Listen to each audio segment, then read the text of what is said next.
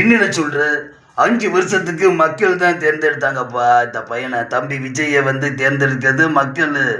ஏன் போட்டி போடு, பொறாமை ஏன் படுற? 5 வருஷத்துக்கு மக்களுக்கு நல்லது செய்யணும்னு வந்திருக்காரு. வாழ விடுங்க. என்ன பண்றாருன்னு முதல்ல பாருங்க.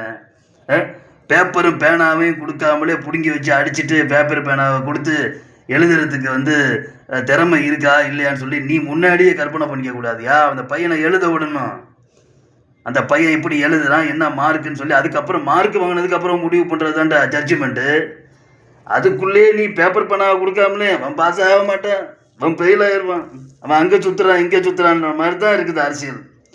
மக்களுக்கு நல்லது அப்படின்னா யாராக இருந்தாலும் வழி விடுங்க. நீ தான் பண்ணல 50 வருஷத்தில். என்ன தர கிழிச்ச? ஆளுங்கட்சியாக இருந்தாலும் சரி எதிர்கட்சியாக என்ன தர கிழிச்சிங்க? எதையாவது செஞ்சிங்களா?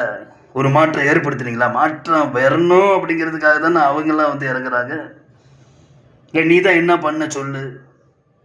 இந்த அரசியலே சாக்கடை கூட வந்து வந்து ஒரு புரோஜனமாக பயன்படும். எதுக்கு பயன்படும்? அது ஒரு எரிபொருளாக கூட ஆகுது. ஒரு மக்களுக்கு ஏதாவது புரோஜனமாக இருக்குது.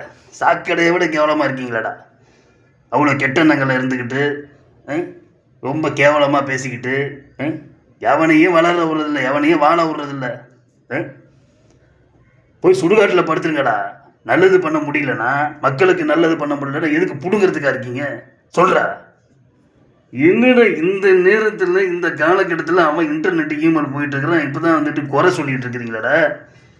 குறை சொல்லி இப்போ நீ என்னடா சாதிச்ச சொல்கிற? நீ என்ன சாதிச்ச? ஒன்றும் சாதிக்கல. குறை சொல்கிறதுக்கு தான் இப்போ வந்து உன்னை வந்து தாய் தாபம் பெற்றுப்பட்டுருக்காங்கல்ல. சாதிக்கணும்டா. சாதிக்கணும்னு வெறி இருக்கிறவங்களுக்கு வாழ விடுங்க, வழி விடுங்க. அதை விட்டுவிட்டு சும்மா இப்போ கிறுக்குத்தனமாக கிறுக்கு பய தான் இப்படி பேசுவோம். மரியாதையாக சொல்கிறேன்.